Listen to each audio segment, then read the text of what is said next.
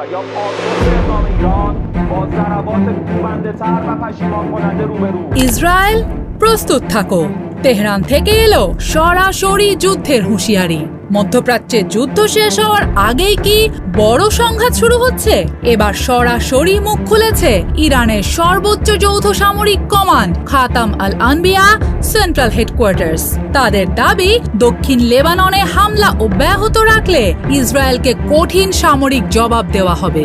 শুধু হুঁশিয়ারিই নয়, ইরান জানিয়েছে গত দুদিনে 84 বার যুদ্ধবিরতি লঙ্ঘন করেছে ইসরায়েলি বাহিনী। তেহরানের অভিযোগ, মার্কিন প্রেসিডেন্ট ডোনাল্ড ট্রাম্প যুদ্ধ সমাপ্তির ঘোষণা দেওয়ার পরও দক্ষিণ লেবাননে হামলা, বিমান অভিযান থামায়নি তেল আবিব। এখানেই তৈরি হয়েছে নতুন বিস্ফোরক পরিস্থিতি। কয়েকদিন আগেই যুক্তরাষ্ট্র ও ইরান আঞ্চলিক যুদ্ধ বন্ধে একটি সমঝোতা স্মারক ঘোষণার কথা জানায়। আন্তর্জাতিক মহলে আশা তৈরি হয় সংঘাত হয়তো এবার কমতে শুরু করবে, কিন্তু বাস্তব চিত্র বলছে অন্য কথা। ইরানের ভাষায় শান্তির আলোচনার আড়ালে লেবাননে রক্তপাত অব্যাহত রেখেছে ইসরায়েল। তেহরান স্পষ্ট করে দিয়েছে, ওয়াশিংটনের সঙ্গে সমঝোতা মানে এই নয় যে তারা তাদের আঞ্চলিক মিত্রদের ছেড়ে দেবে। বিশেষ করে লেবাননে ইরানপন্থী সামরিক গোষ্ঠী এবং লেবানন ইস্যুতে কোনো ছাড় দিতে রাজি নয় ইরান। ইরানি কর্মকর্তাদের মতে, লেবাননে ইসরায়েলি হামলা বন্ধ হওয়াই সম্ভাব্য চুক্তির অন্যতম প্রধান শর্ত। কিন্তু ইসরায়েলি কর্মকর্তারা এরই মধ্যে ইঙ্গিত দিয়েছেন লেবাননে সামরিক অভিযান অব্যাহত থাকবে। প্রশ্ন উঠছে, তাহলে কি ওয়াশিংটন তেহরান সমঝোতা মাঠে নামার আগেই সংকটে পড়তে যাচ্ছে? মার্চের শুরু থেকে চলমান অভিযানে লেবাননে হাজার হাজার মানুষ হতাহত হয়েছে। নিজেদের ঘরবাড়ি ছেড়ে পালিয়েছে 10 লাখেরও বেশি মানুষ। এদিকে দক্ষিণ লেবাননের বিভিন্ন এলাকায় এখনো অবস্থান করছে ইসরায়েলি সেনাবাহিনী। কিছু এলাকা তারা বছরের পর বছর ধরে দখলে রেখেছে, আবার সাম্প্রতিক অভিযানে আরো ভেতরে প্রবেশ করেছে। এমন অবস্থায় তেহরানের অবস্থান শুধু একটি সতর্ক বার্তা নয়, পুরো অঞ্চলের জন্য একটি কৌশলগত সংকেত। একদিকে আমেরিকার সঙ্গে চুক্তি, অন্যদিকে লেবানন ফ্রন্টে যুদ্ধের হুমকি।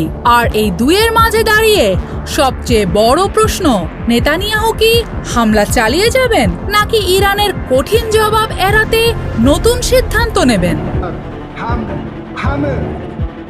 তেহরান শেষবারের মতো জানিয়ে দিয়েছে, দক্ষিণ লেবাননে হামলা বন্ধ করো, নইলে পরবর্তী অধ্যায় লিখবে ইরানের ক্ষেপণাস্ত্র আর সশস্ত্র বাহিনী।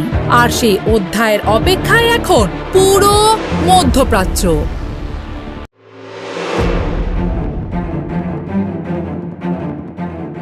ইরানের সঙ্গে যুদ্ধে জড়িয়ে নাভিশ্বাস আমেরিকার। পরিস্থিতি সামাল দিতে পালাতে হচ্ছে লেজ গুটিয়ে। সরিয়ে নিচ্ছে মার্কিন ভূখণ্ডের বাইরে থাকা সামরিক যুদ্ধ সরঞ্জাম, যার সূচনা হলো ইসরায়েলের বেন গুরিয়ন বিমানবন্দর দিয়েই। সেখানে আশঙ্কাজনক হারে কমছে মার্কিন যুদ্ধ বিমানের আধিপত্য। মার্কিন সামরিক বিমানগুলোর অভয়ারণ্য হিসেবে তেল আবিবের কাছেই অবস্থিত বেন গুরিয়নের ওপর আস্থা হারিয়েছে ওয়াশিংটন। ভয় পাচ্ছে তেহরানের শক্তিমত্তাকেও, যার জেরে মার্কিন সামরিক বাহিনী সিদ্ধান্ত নিয়েছে ঘাঁটিটিতে থাকা 20% রিফুয়েলিং বিমান সরিয়ে নেয়ার। এমনই প্রতিবেদন প্রকাশ করেছে বিভিন্ন সংবাদ মাধ্যম। বলা হচ্ছে, আমেরিকা ইরান সংঘাত অবসানের সমঝোতা হওয়ার পরই নেওয়া হয়েছে এমন পদক্ষেপ। বর্তমানে বিমানবন্দরটির পার্কিং স্থানের প্রায় অর্ধেক জুড়ে অবস্থান করছে 72টি মার্কিন ট্যাঙ্কার বিমান। এগুলোর অধিকাংশই আনা হয়েছিল উড়ন্ত অবস্থায় মার্কিন সামরিক বিমানগুলোকে জ্বালানি সরবরাহ করার কাজে ব্যবহারের উদ্দেশ্যে। আকাশপথের এসব জ্বালানি স্টেশনকেই এখন সরিয়ে নেওয়ার পরিকল্পনা করছে, যদিও ইসরায়েলের মিরি রেগেভ দিয়েছিলেন ভিন্ন প্রস্তাব। বলেছিলেন ইসরায়েলি ঘাঁটিগুলোতেই এসব রিফুয়েলিং ট্যাঙ্কার স্থানান্তরিত করার কথা। তবে ইসরায়েলি প্রস্তাবনার সঙ্গে একমত হবে কিনা আমেরিকা, সেটি এখনো স্পষ্ট নয়।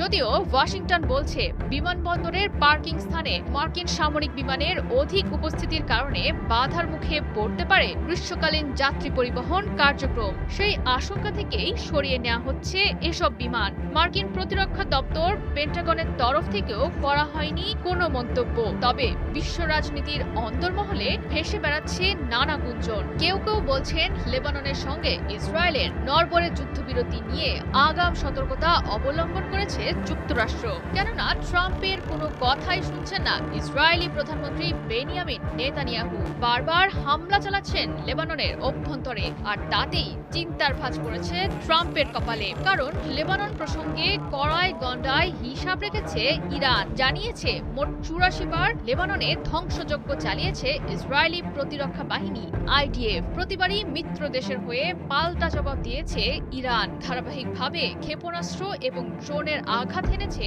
নেতানিয়াহুর দখলীকৃত ভূখণ্ডে। এবারও কোনো ব্যতিক্রম হবে না।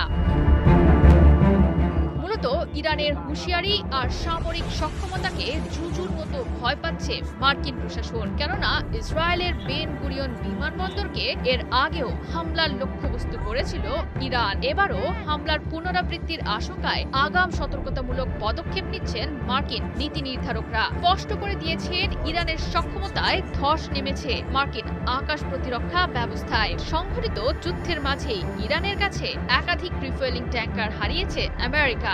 নতুন করে তাই আর ক্ষতির খাতার পাতা ভারী করতে চাইছে না ওয়াশিংটন।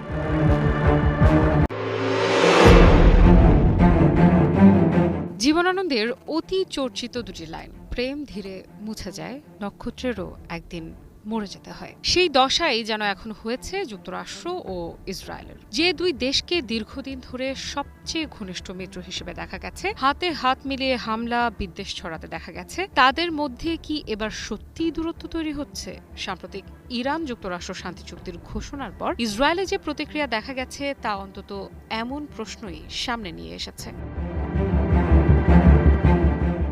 ঘটনা শুরু 14 জুন গভীর রাতে। পাকিস্তানের প্রধানমন্ত্রী শাহবাজ শরীফ ঘোষণা করেন যুক্তরাষ্ট্র ও ইরানের মধ্যে একটি শান্তি চুক্তি সম্পন্ন হয়েছে। সামাজিক যোগাযোগ মাধ্যম এক্সে দেয়া এক বার্তায় তিনি জানান, এই চুক্তির আওতায় লেবানন সহ বিভিন্ন সংঘাতপূর্ণ এলাকায় স্থায়ীভাবে সামরিক অভিযান বন্ধের বিষয়টি অন্তর্ভুক্ত রয়েছে।